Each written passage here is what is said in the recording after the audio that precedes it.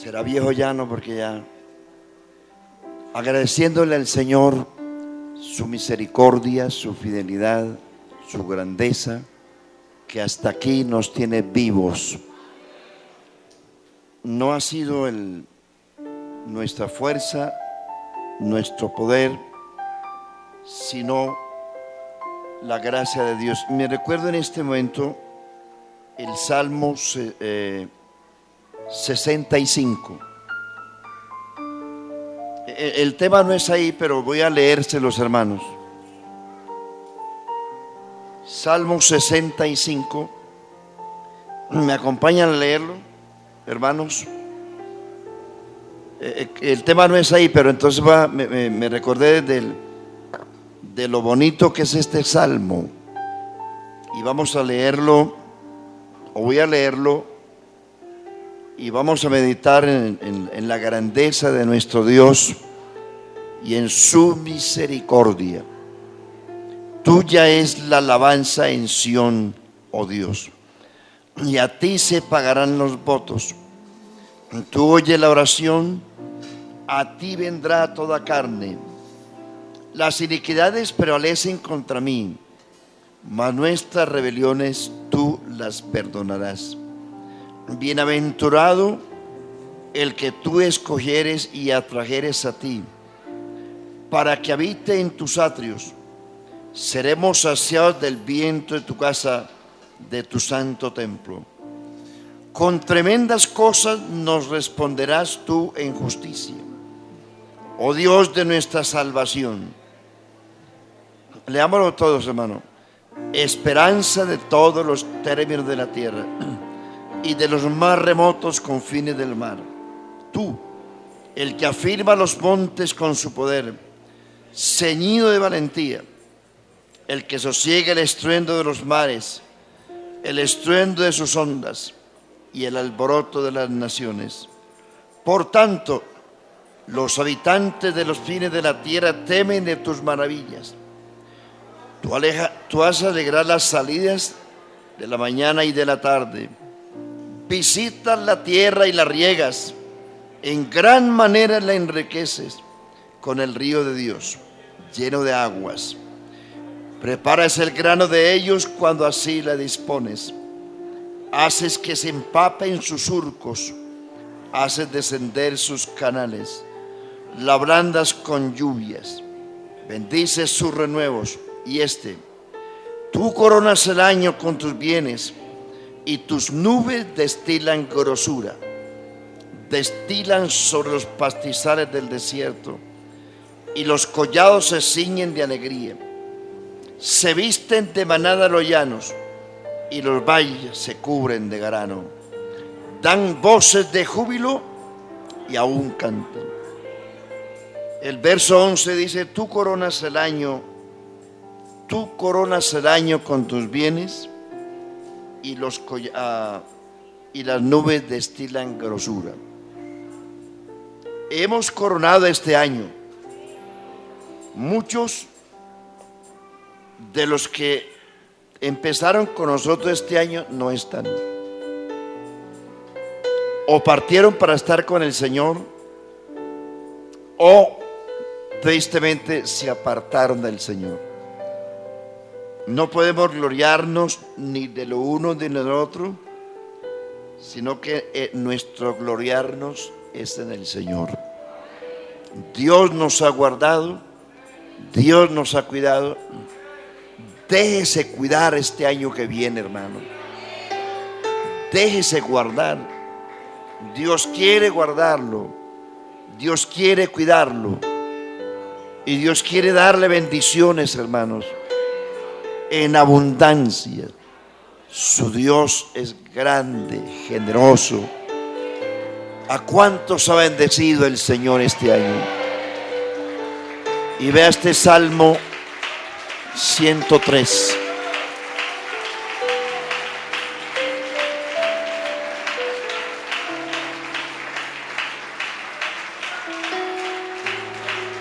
Lea el Salmo 103. Abra su Biblia, hermano. Salmo 103. Vamos a leerlo también ¿Cómo empieza? Bendice, alma mía, al Señor, y bendiga todo mi ser. ¿Qué es todo mi ser? Pablo dice en 1 de Tesalonicenses 5:17: y todo vuestro ser, espíritu, alma y cuerpo, sean guardados irreprensibles. Es decir, que todo mi ser involucra mi espíritu, mi alma y mi cuerpo. Entonces aquí dice: y bendiga todo mi ser, o sea, mi espíritu, mi alma y mi cuerpo, su santo nombre. Bendice, leámoslo todo, pero con ganas.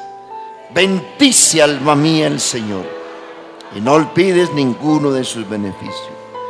Él es quien perdona todas tus iniquidades, el que sacia tu dolencia, el que rescata del hoyo tu vida, el que te corona de favores y misericordias, el que sacia de bien tu boca, de modo que te rejuvenezcas como el águila. Él es el que hace justicia y derecho a todos los que padecen violencia. Saltemos aquí un poquito. Dice el verso 9: no contenderá para siempre, ni para siempre guardará el enojo. No ha hecho con nosotros conforme a nuestras iniquidades, ni nos ha pagado conforme a nuestros pecados. Porque como la altura de los cielos sobre la tierra, engrandeció su misericordia sobre los que le temen. Amén. Cuanto está lejos el oriente del occidente, hizo alejar de nosotros estas rebeliones. Como el Padre se compadece de los hijos, se compadece el Señor de los que le temen. Porque Él conoce nuestra condición, se acuerda de que somos polvo. El hombre como la hierba son sus días, florece como la flor del campo. Que pasó el viento por ella y pereció, y su lugar no la conocerá más. Mas la misericordia del Señor es desde la eternidad y hasta la eternidad sobre los que le temen, y su justicia sobre los hijos de los hijos, sobre los que guardan su pacto y los que se acuerdan de sus mandamientos para ponerlos por obra. El Señor estableció en los cielos su trono, y su reino domina sobre todos. Bendecid al Señor, vosotros sus ángeles, poderosos en fortaleza, que ejecutáis su palabra, obedeciendo a la voz de su precepto. Bendecid al Señor todos vosotros sus ejércitos, ministros suyos que hacéis su voluntad. Bendecid al Señor vosotras todas sus obras, en todos los lugares de su señorío. Bendice, alma mía, al Señor. Hágalo, hermano, hágalo.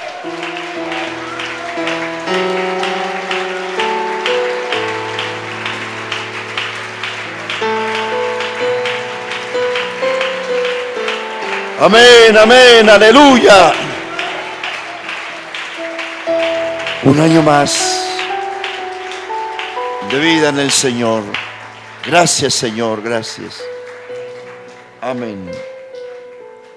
Hebreos capítulo 9.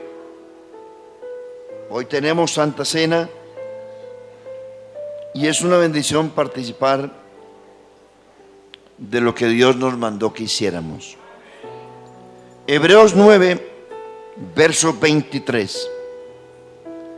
Fue pues necesario que las figuras de las cosas celestiales fuesen purificadas así, pero las cosas celestiales mismas con mejores sacrificios que estos.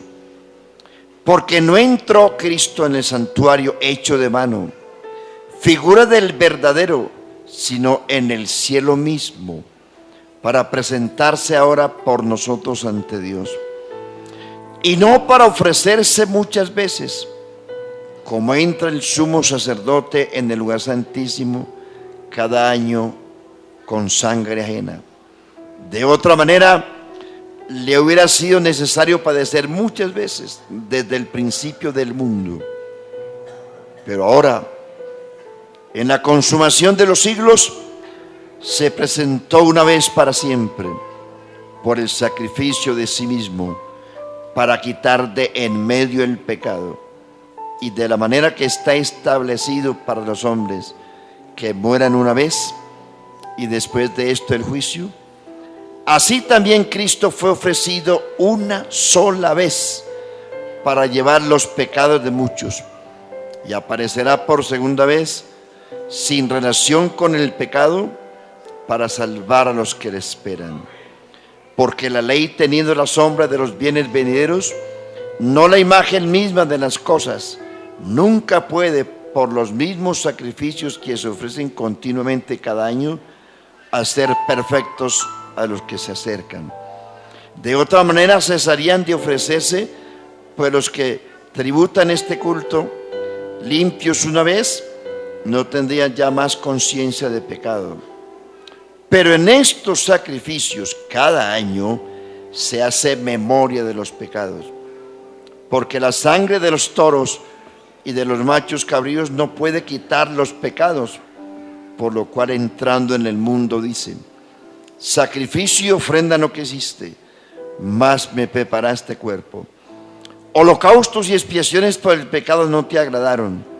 Entonces dije: he aquí que vengo, oh Dios, para hacer tu voluntad, como en el rollo del libro está escrito de mí. Amén. Oremos, hermanos. Soberano Señor, Padre del cielo, te alabamos, bendecimos tu nombre excelso, glorioso y eterno. Gracias, Señor, por tu fidelidad, misericordia.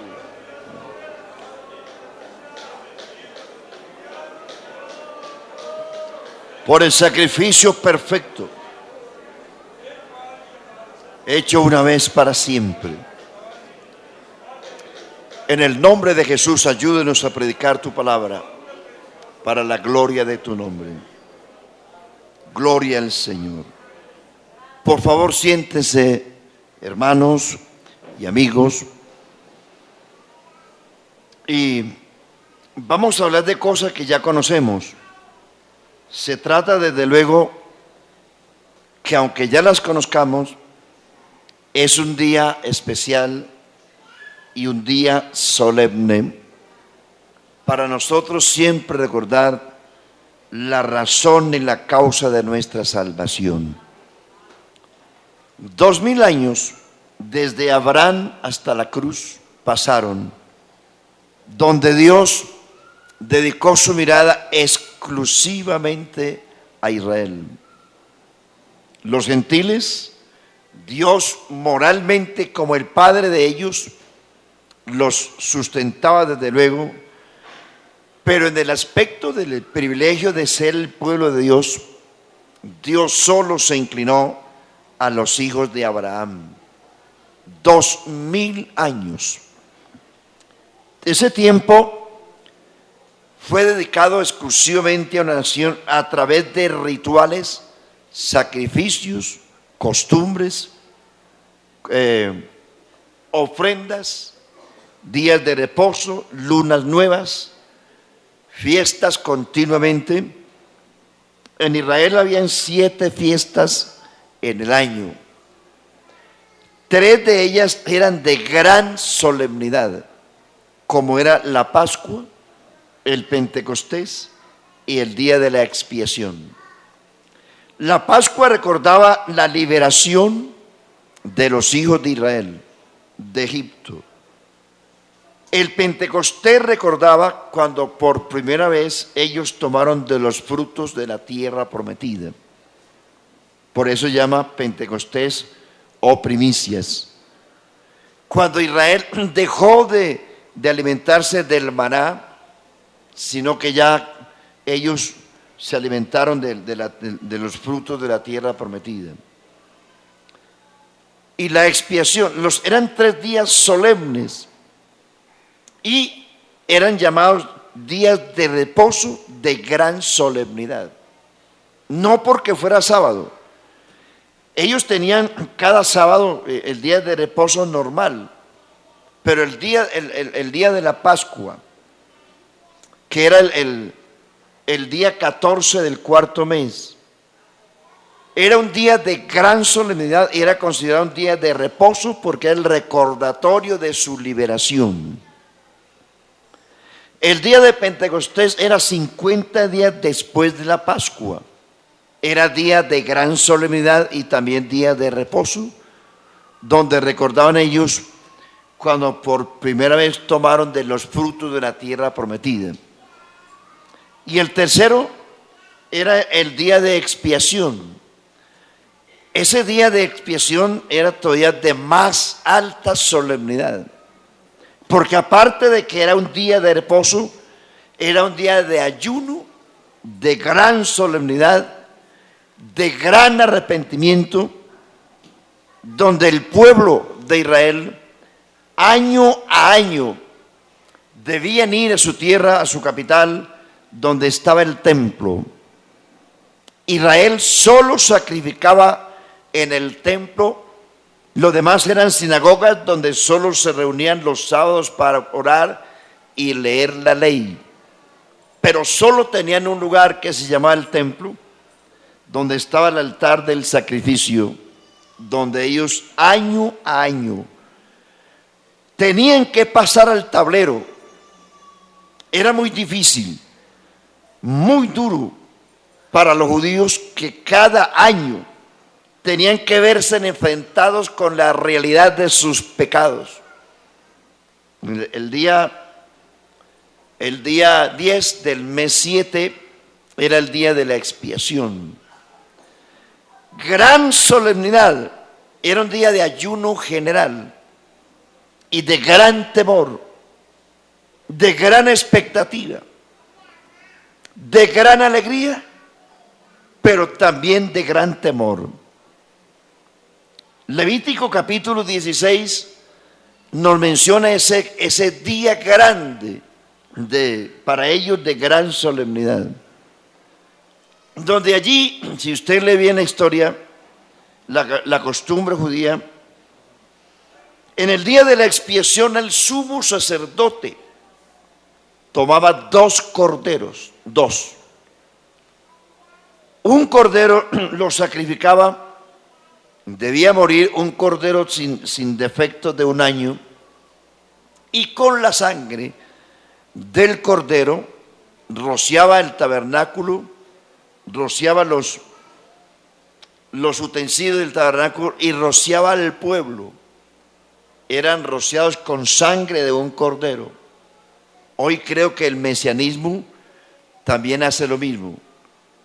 Por ahí uno oye algo de eso, que los mesiánicos sacrifican corderos en la Pascua y rocian a la gente con sangre, y que todo el día ellos tienen que estar bañados con sangre del cordero. Eso es una gran blasfemia.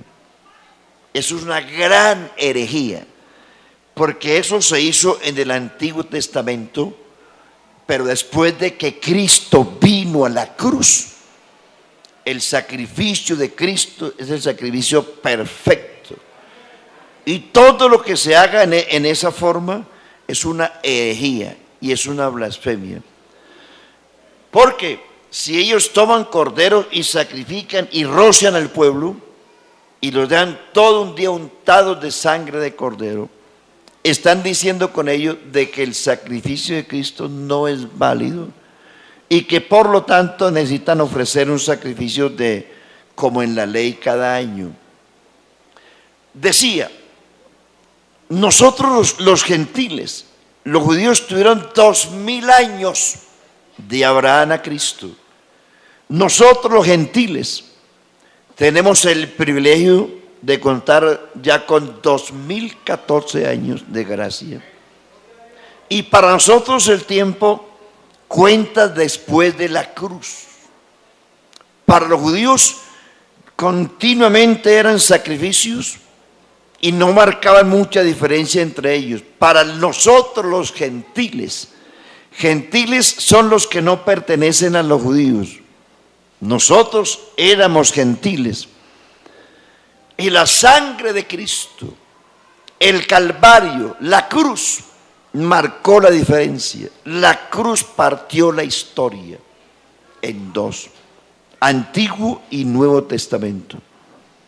Por eso, si alguien en el planeta tiene honores y privilegios hasta más no poder, es la iglesia. Los judíos tenían que hacer esto cada año. Con el cordero que sacrificaban, rociaban el tabernáculo, rociaban el pueblo, y el sacerdote también tenía que hacerlo. Luego el sacerdote ponía las manos sobre el otro carnero vivo y confesaba los pecados. Eso era un día muy especial, solemne. Había un silencio en todo el pueblo. Solo se oía la voz del sacerdote orando, poniendo las manos sobre la cabeza del carnero y orando por los pecados del pueblo. Y según Levítico 16, en esa oración el sacerdote ponía los pecados del pueblo sobre ese cordero, sobre ese carnero, y ese carnero era enviado al desierto, donde moría de hambre y de sed y de soledad. ¿Qué quiere decir la ley con ello? Que a través de ese cordero, que iba lleno, cargado con los pecados del pueblo de Israel, iba al desierto. Con eso, tipológicamente, el sumo sacerdote estaba enviando los pecados del pueblo fuera del campamento. Como que dice, el cordero salía fuera del campamento de Israel e iba al desierto, y con ello la ley significaba que Dios estaba sacando el pecado a través de ese cordero fuera del campamento para que Israel fuese libre. Con la sangre del otro cordero, el sacerdote llegaba a este lugar santísimo una vez al año.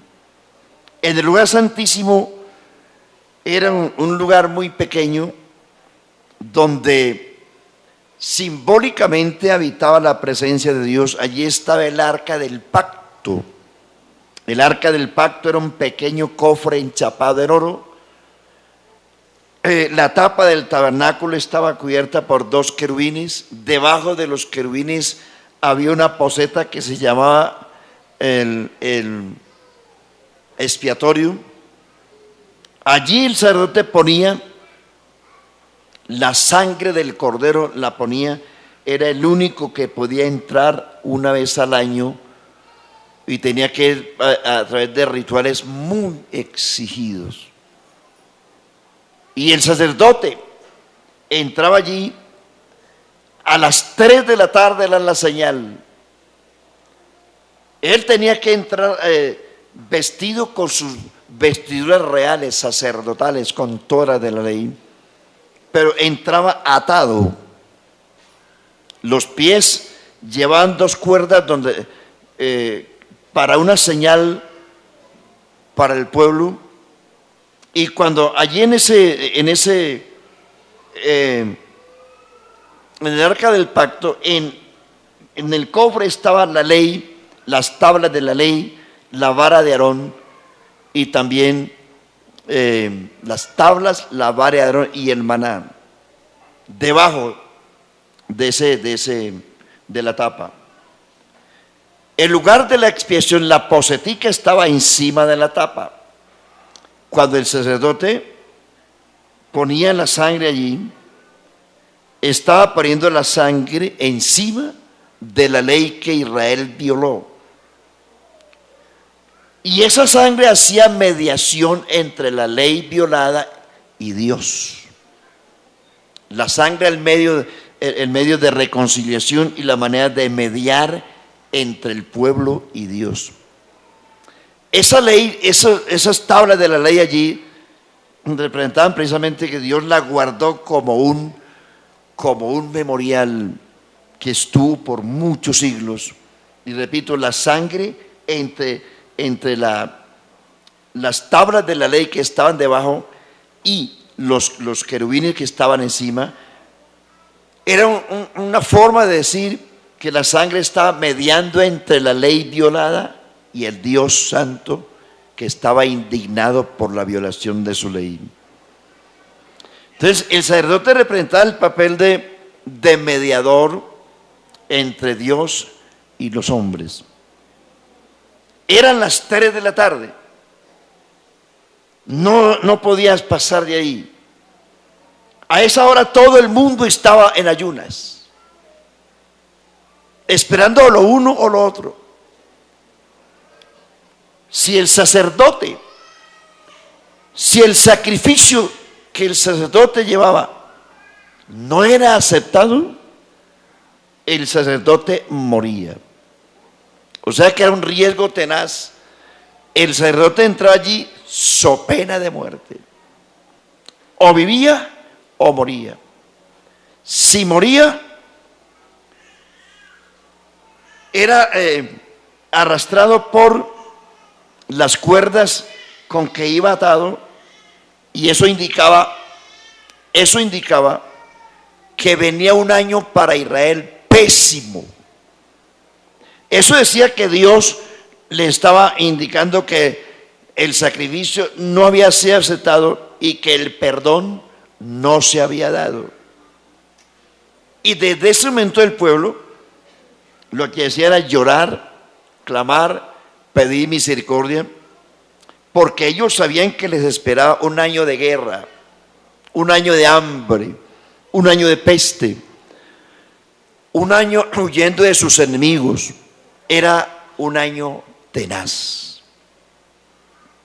No había otra alternativa. El sacerdote murió y con ello el pueblo estaba en situación difícil. El sacerdote tenía en uno de sus bolsillos 2 piedrecitas que se llamaban el Urín y el Tumín.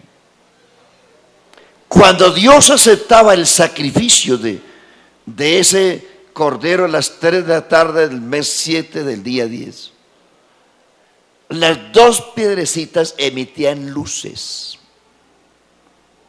indicándole con ello al sumo sacerdote que ese sacrificio había sido aceptado. Y cuando esa señal se daba, el sacerdote danzaba. En las vestiduras del sacerdote habían campanillas, que al sacerdote danzar las campanillas sonaban. Y cuando las campanillas sonaban, el pueblo estaba afuera. Y entonces el pueblo irrumpía en alabanza, en aplausos, en aleluyas, en glorias y en júbilo. Con esa señal Dios le está diciendo que los había perdonado. Y que si los había perdonado, les esperaba un buen año de bendiciones materiales, espirituales. Ese sería un año de victorias, de conquistas, de triunfos, porque Dios a través de ese sacrificio los había recibido de nuevo. Era un año para ellos glorioso, próspero, bendecido. Ese era el ritual de la expiación, y eso lo hacía Israel cada año. Cada año. Es una tipología de lo que es el sacrificio de Cristo. Nosotros, la iglesia, no somos judíos, no somos israelitas. Nosotros venimos de una descendencia de gentiles. No éramos los mejores, éramos los peores. Pero por 2000 años Israel esperó el nacimiento, la venida del Mesías. Todos los profetas y los sacrificios de la ley indicaban que el hombre sería salvo a través de un sacrificio, pero ya no de un cordero. Por eso cuando Juan el Bautista, a quien Dios le dio señal, porque dice Juan el Bautista, y yo no le conocía, pero el que me envió a bautizar me dijo, sobre quien vea descender el Espíritu y que permanezca sobre él, ese es el que bautiza con Espíritu Santo. Y Juan dice, y al siguiente día vio venir Juan a Jesús y dijo, he aquí el Cordero de Dios que quita el pecado del mundo. Abraham ya lo había dicho en Génesis capítulo 24, cuando su hijo le preguntó, ¿y dónde está el Cordero? Su padre le preguntó, el Señor se proveerá de Cordero. Hoy nosotros, iglesia, contamos con una bendición que ellos no tuvieron. Usted y yo no tenemos que presentarnos aquí cada año, ni pasar al tablero cada año, ni pasar el examen cada año. Hubo alguien que lo hizo por nosotros. Cristo lo hizo por nosotros. Gloria al nombre de Jesucristo. Cristo lo hizo por usted, amigo, porque de tal manera amó Dios al mundo, que dio a su Hijo unigénito para que todo aquel que en Él cree no se pierda, mas tenga vida eterna. Romanos 5:8 dice, mas Dios muestra su amor para con nosotros, en que siendo pecadores, Cristo murió por nosotros. Segunda de Corintios 5:19 dice que Dios estaba en Cristo, reconciliando consigo al mundo, no tomándoles en cuenta a los hombres sus pecados, y nos encargó a nosotros el ministerio de la reconciliación. Como si Dios rogase por medio de nosotros, os rogamos en el nombre de Cristo, reconciliados con Dios. Efesios 2:11 y siguientes. Por tanto, acordaos de que en otro tiempo vosotros los gentiles, en cuanto a la carne, erais llamados incircuncisión por la llamada circuncisión hecha con mano en la carne. En aquel tiempo, antes de usted convertirse, estabais sin Cristo, sin Dios, sin pactos, sin ciudadanía, sin promesa, sin esperanza y sin Dios en el mundo. Pero ahora en Cristo, vosotros que en otro tiempo erais lejanos, habéis sido hechos cercanos por la sangre de Cristo. No fue la religión, no fue la cultura, no fue la costumbre, no fue el rosario, no fue la Ave María, no. Mas ahora en Cristo, vosotros que en otro tiempo estabais lejos, habéis sido hechos cercanos por la sangre de Cristo, porque Él es nuestra paz, que de ambos pueblos hizo uno, quitando la pared intermedia de separación, aboliendo en su carne las enemistades de la ley, para crear de los dos un solo y nuevo hombre, haciendo la paz mediante la sangre de su cruz. Gloria a Dios.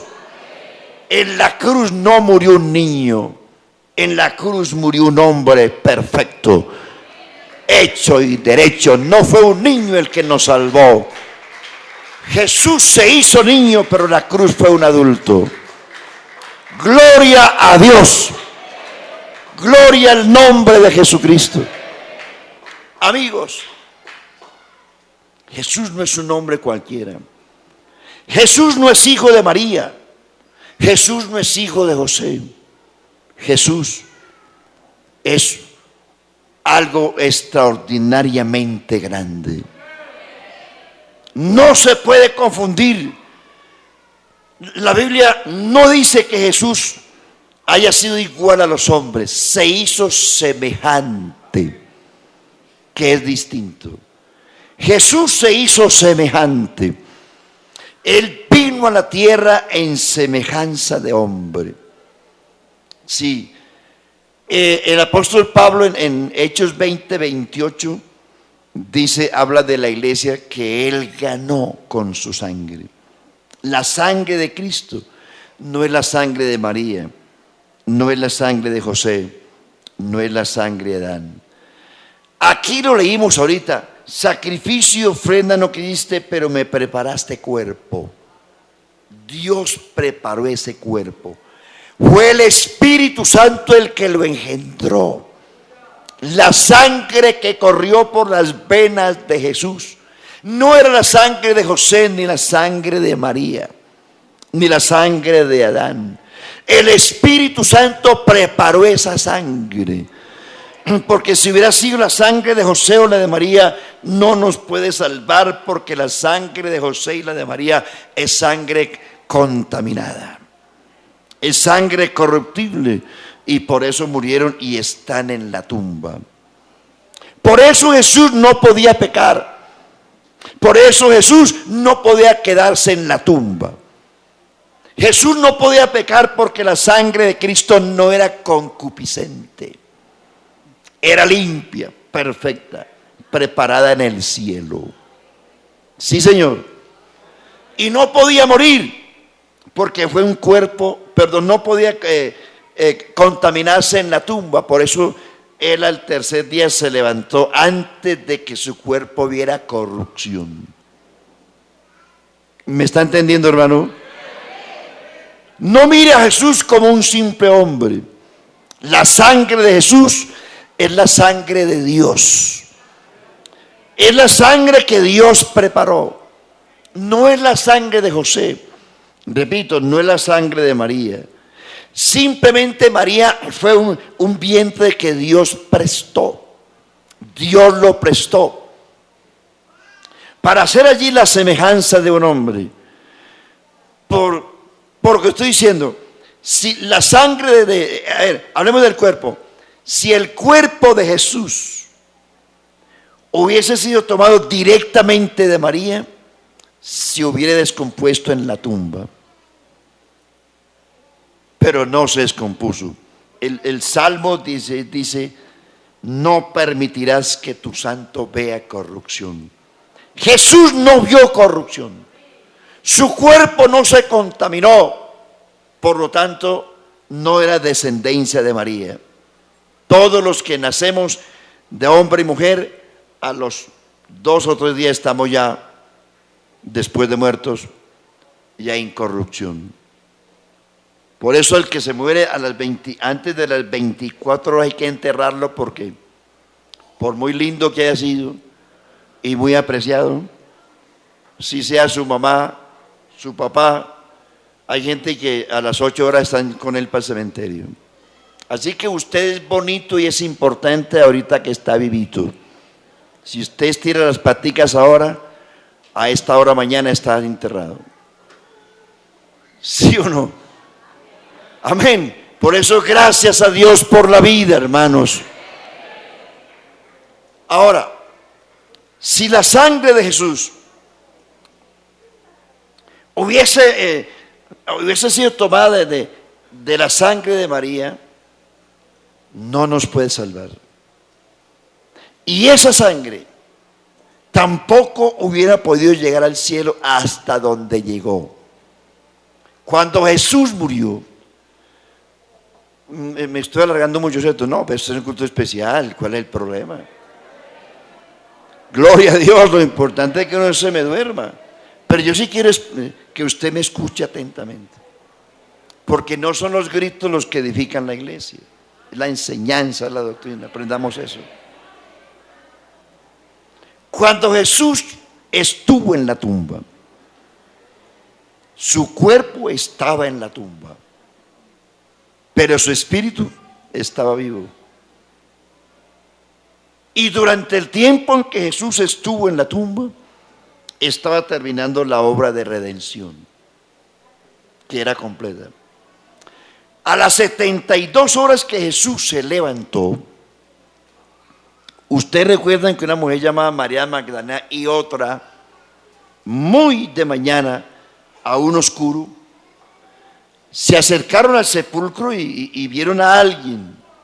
Y ellas, sin conocer nada, dice la Biblia, pensaron que era el hortelano. Y le dijeron, si tú sabes dónde lo pusieron, dínoslo para nosotros ir a buscarlo. Él le dijo, no está aquí. ¿Por qué buscáis entre los muertos al que vive? Ha resucitado. Ese era un ángel. Posteriormente, Jesús se le aparece a las mujeres. Y desde luego, María Magdalena, pónganle cuidado a esto, María Magdalena se arrojó a los pies de Jesús para besarlo y adorarlo. Y Jesús le dice: no me toques. No me toques porque no he subido a mi Padre. Dile a los apóstoles, a Pedro y a los demás, que subo a mi Padre y que posteriormente me veré con ellos. Pongan cuidado de eso. ¿Por qué Jesús no permitió que María Magdalena lo abrazara y lo tocara? Jesús acababa de resucitar. Y como mirando la tipología del Antiguo Testamento, el sumo sacerdote tenía que ofrecer el sacrificio y llevarlo al lugar santísimo. Y era en el lugar santísimo donde el sacrificio era revalidado, aprobado, confirmado.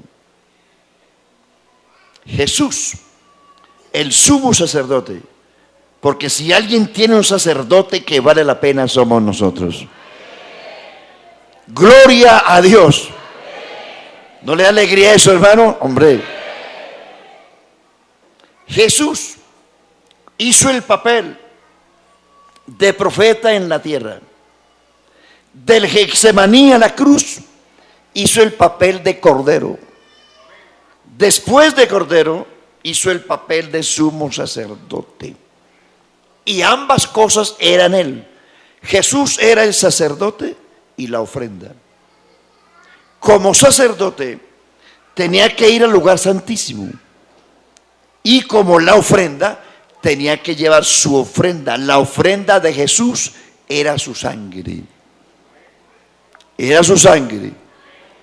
Y él, como sumo sacerdote de la iglesia, como mediador entre Dios y la iglesia, toma su sangre. Llega María Magdalena a tocarle y dice: no me toques, no he subido a mi Padre. Estaba diciendo con ello que él tenía que ir con su ofrenda, su sangre, al lugar santísimo. No al templo de Jerusalén, sino al cielo mismo. Eso es lo que dice aquí, que él no entró al santuario hecho de manos, sino al cielo mismo. Jesús, porque el lugar santísimo aquí era una tipología del cielo.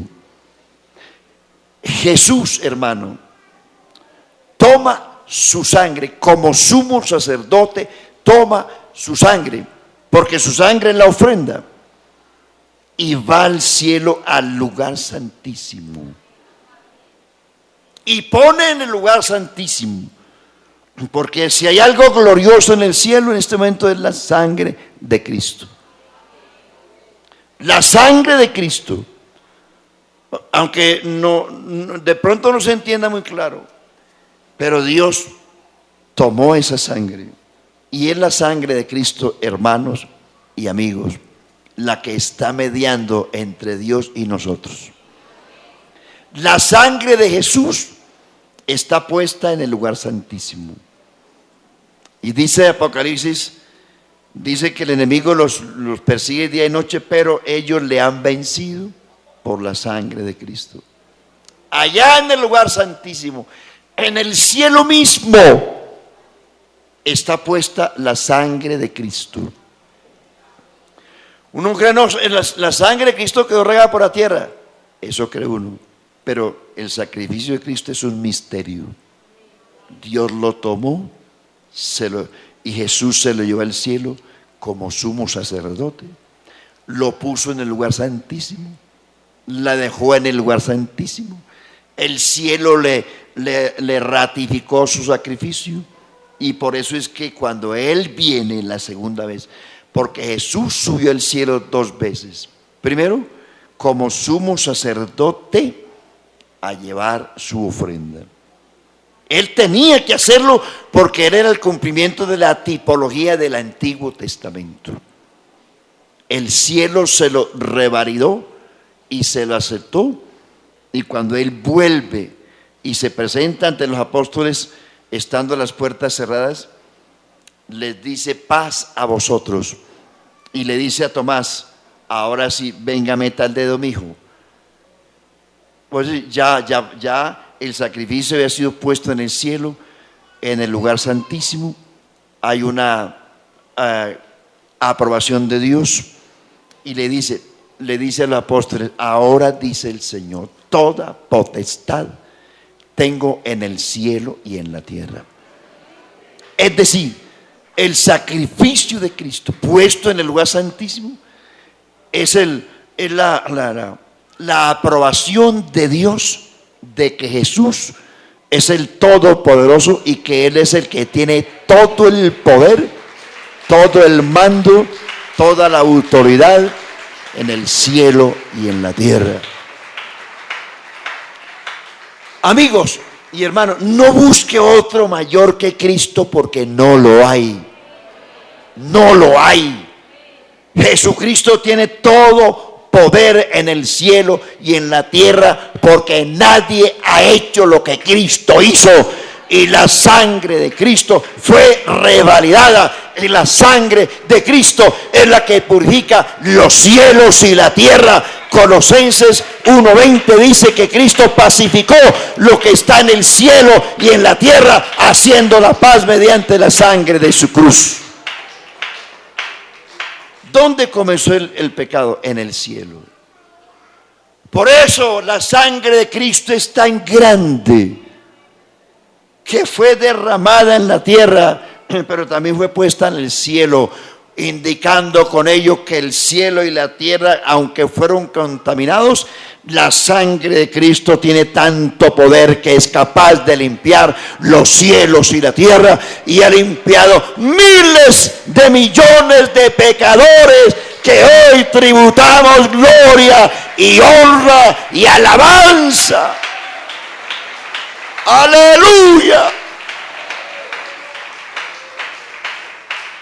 Muchos de los que estamos aquí, en su gran mayoría, antes estábamos en una cantina, en una taberna, en la calle, tomando cerveza, echando madres, haciendo de todo. Pero estos centenares que estamos aquí porque hemos dejado todo ese mundo vago. Aleluya. Y aquí no estamos gritando que viva la Navidad o que viva la parranda, no, que viva Cristo. Sí, que viva Cristo.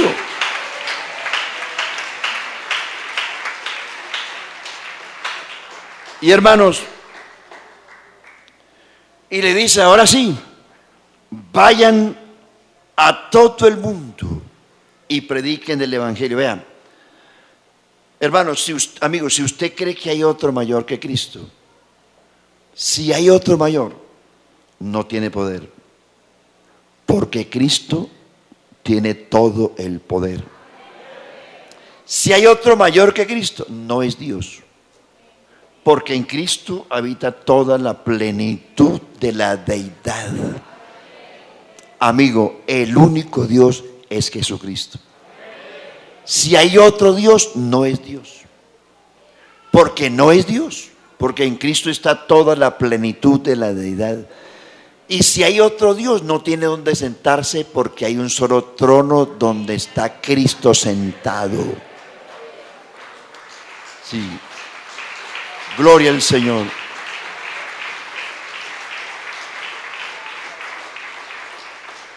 Entonces, Jesús vuelve a la tierra. Su sacrificio fue confirmado en el cielo, y por eso es que hoy tenemos esta libertad que tenemos. 50 días después, 40 días después, Jesús volvió otra vez, ya no como sumo sacerdote a presentar la ofrenda, sino como rey. Allí es donde se cumple lo que dice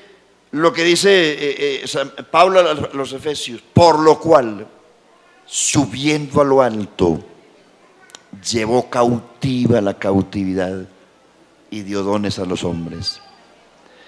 El Salmo 47, verso 5 dice: subió el Señor con poder al sonido de trompeta. El Salmo 113 dice: ¿quién como el Señor que se humilla? ¿Cuándo se humilló el Señor? Cuando se hizo carne. ¿Cuándo subió el Señor? Porque había descendido. Dice: sus salidas son desde el principio, desde los días de la eternidad.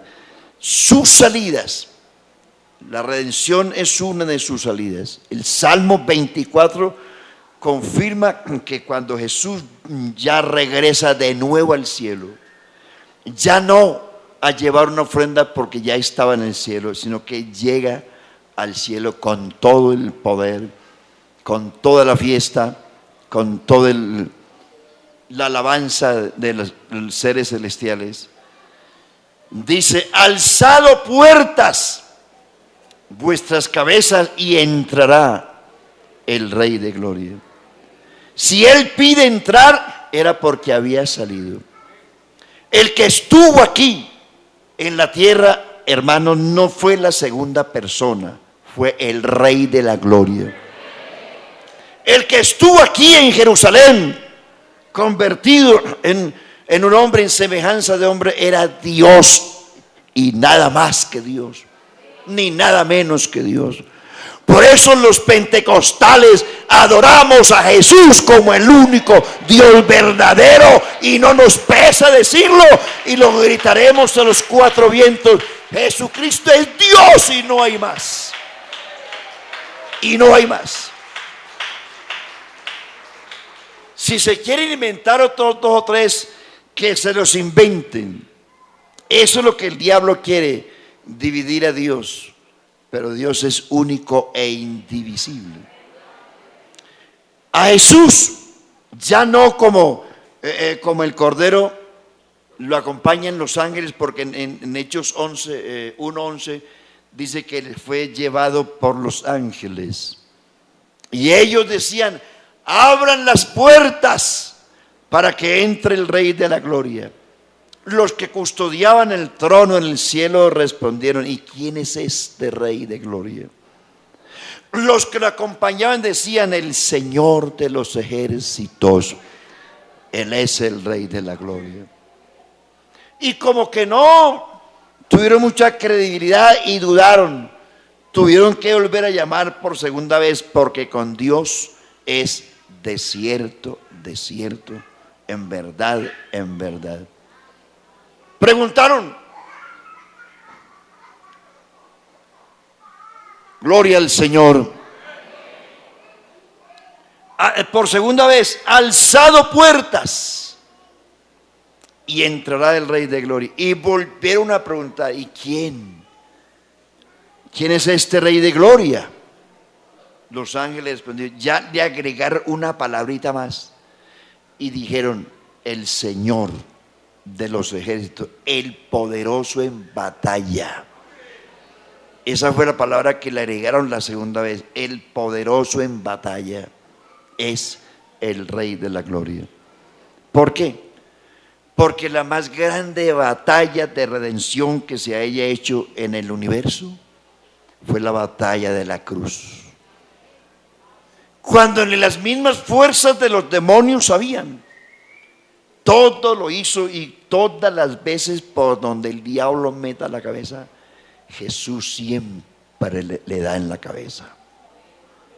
Gloria al nombre de Jesús. Entonces, hermanos, estamos agarrados del mejor, tenemos al mejor, al Rey de la Gloria, el poderoso en batalla, el fuerte, el temible, el omnipotente. Amén, el Dios de los ejércitos. Vamos a darle gracias a Dios, hermanos. Y he dicho aquí muchas veces, la iglesia tiene un blindaje. Y usted y yo somos acusados día y noche ante Dios. Pero Dios nos mira a través del blindaje de la sangre de Cristo. Aplícate esta tarde la sangre de Cristo, hermano. Vamos a darle gracias al Señor. Levanta tus manos y comienza a pensar ya en el año que terminó y en el otro que empieza. Para Dios los días son iguales, los años son iguales. Para nosotros esperamos que termine y que comience otro. Lo más importante es que el Dios que tenemos hoy lo tengamos mañana también. Soberano, Señor.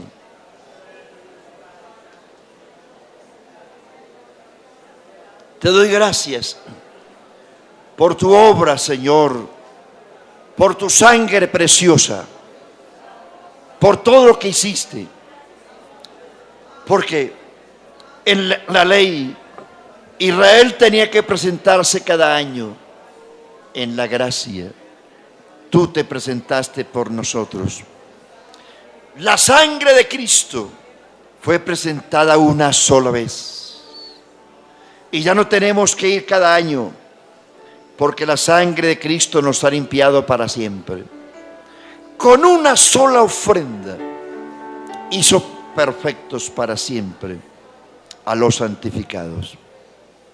Bendito sea tu nombre, bendito sea tu nombre, alabado sea tu nombre.